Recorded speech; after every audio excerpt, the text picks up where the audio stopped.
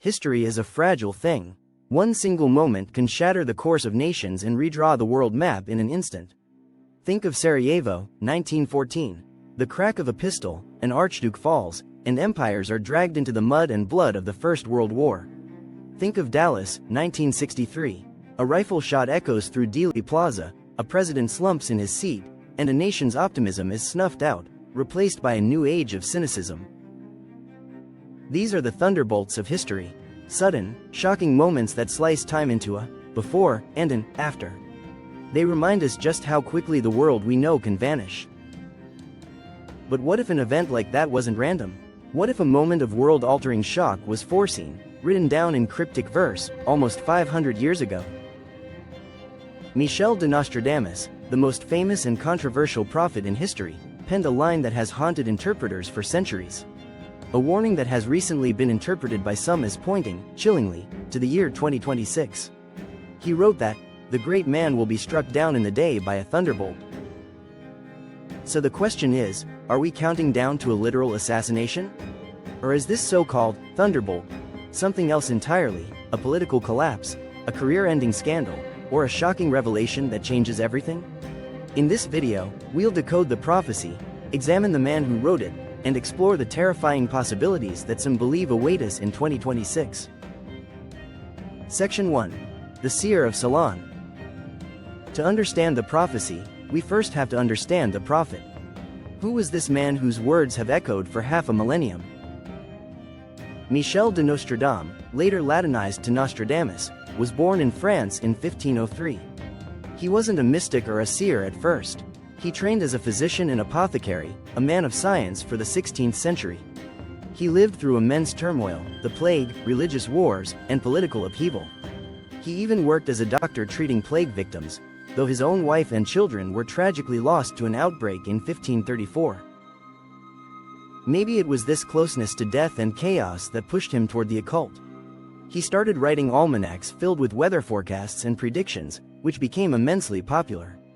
His fame eventually brought him to the attention of one of the most powerful women in Europe, Catherine de' Medici, the Queen of France. Her patronage made him a star and ensured his work would be preserved. In 1555, he published his masterpiece, Les Prophéties, the Prophecies.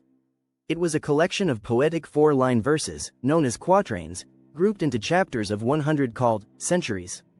But these weren't straightforward predictions. Nostradamus wrote in a deliberately obscure mix of French, Latin, and Greek, creating a puzzle box of ambiguity that has fueled debate ever since. His supporters claim he has an astonishing record of accuracy. They say he foresaw the Great Fire of London, the French Revolution, and the rise of leaders like Napoleon. They also point to a figure he called Hister, as an eerie reference to Adolf Hitler. Verses have been retroactively linked to the atomic bombs, the JFK assassination, and even the 9/11 attacks. However, academic sources and critics argue this is all just a classic case of retrofitting and confirmation bias. They maintain the prophecies are so vague they can be applied to almost any major event after it has already happened. For example, the famous Hister reference is now widely believed by scholars to refer to the Latin name for the lower Danube River region, not a person. But because Hitler was born near the Danube, believers see it as a clever, multi-layered prediction. Whether he was a true clairvoyant or a master of ambiguity, Nostradamus's legacy endures. And as global tensions rise, his words are once again casting a long, ominous shadow. Section 2. Deconstructing the Quatrain. Let's turn to the prophecy at the heart of this mystery. It comes from Century I, Quatrain 26. The words are simple, yet deeply unsettling. The great man will be struck down in the day by a thunderbolt. To really get the weight of this, we have to break it down, piece by terrifying piece. First, the great man. Who is this? The ambiguity is both frustrating and fascinating. It could easily mean the leader of a global superpower, a president or prime minister. The assassination of such a figure would trigger geopolitical shockwaves. But in our modern world, a great man might not be a political leader. It could be a tech billionaire whose influence shapes our daily lives, or a major religious figure like the Pope, whose death would send tremors through a global community of believers. The prophecy doesn't give us a name, just a status, leaving us to scan the world stage.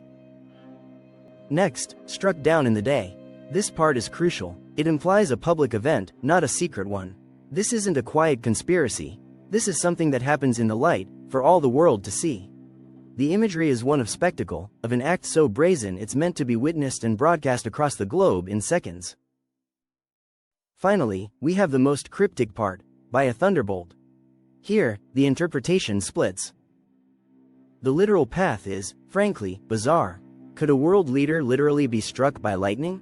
It's rare, but it happens. Some modern interpreters have suggested thunderbolt could be a metaphor for a high-tech assassination, like a precision drone strike, as fast and powerful as a bolt from the sky. These, of course, are purely modern-day speculative theories. The metaphorical interpretation is where things get even more interesting. A thunderbolt could be a sudden, catastrophic health crisis that strikes down a leader in public view. A massive heart attack during a speech, for instance. Or, the thunderbolt could be political. It could be a sudden, world-shattering scandal or an information leak so explosive that it destroys a leader's career in a single day. A metaphorical assassination with consequences just as profound for the world. This one short quatrain offers a universe of terrifying possibilities, painting a picture of a sudden, public event targeting a figure of great importance. Section 3. The Countdown to 2026. So we have this chilling prophecy, but why 2026? How did anyone take a 500-year-old book with no explicit dates and attach this specific year to such a dire warning? The answer has nothing to do with Nostradamus himself and everything to do with how modern enthusiasts have tried to decode his work. Nostradamus rarely, if ever, attached specific years to his predictions. However, in recent years, a theory has gained traction in online communities. The idea is that the number of the quatrain within each century could correspond to the last 2 digits of the year. So, to see what the future holds for 2026, they turn to the 26th quatrain in each of the 10 centuries. The prophecy of the great man is quatrain 26 of century I. By this interpretive logic, its placement makes it a candidate for a 2026 prediction. It's a simple, almost numerological approach, and it's the main reason this verse has been thrust into the spotlight. It is absolutely critical to state that this is a system imposed on the text by modern enthusiasts. It is not a guide that Nostradamus provided or that mainstream scholars endorse. There is no historical evidence he intended his quatrains to be read as an annual calendar. But despite its questionable origins, this system is why 2026 is now firmly in the crosshairs for believers. Section 4. A Year of Chaos? Other 2026 Prophecies. The warning of a leader's demise doesn't exist in a vacuum. According to interpreters using that same quatrain 26 equals year 26 method, the year is set to be one of widespread chaos, creating a grim backdrop for the thunderbolt prophecy. For instance, a loose translation of Century 2, quatrain 26 offers a grim vision. The Ticino will overflow with blood, fires, deaths, drowned by the long-edged blow. Ticino is the Italian-speaking region of southern Switzerland, a nation famous for its neutrality. This verse raises disturbing questions. Could it signal a shocking end to Swiss neutrality, dragging the nation into a wider conflict?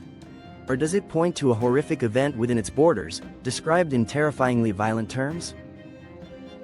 Then there are the stranger predictions. One rendering of Century IV, quatrain 26 prophecies.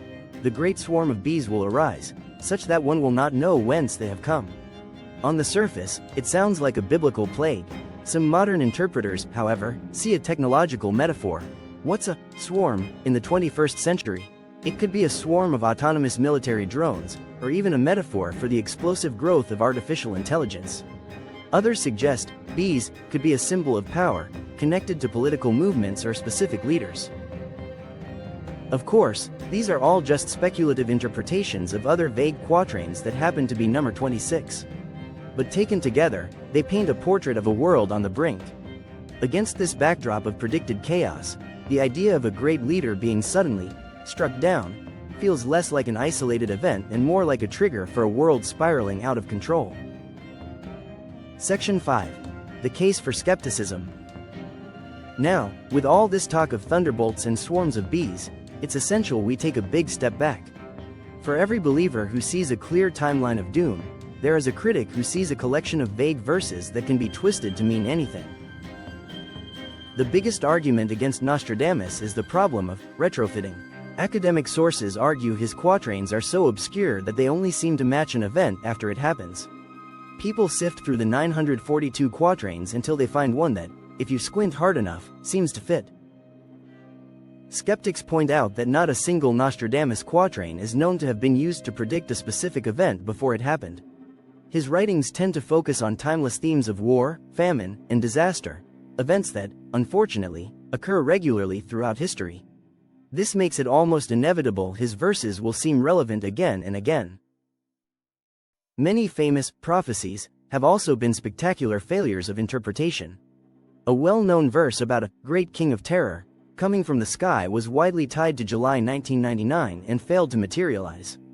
More recently, interpretations for 2024 claimed Pope Francis would die or that King Charles would abdicate, yet neither came to pass. The problem is that the prophecies are often unfalsifiable. Because they are so non-specific, they can never truly be proven wrong.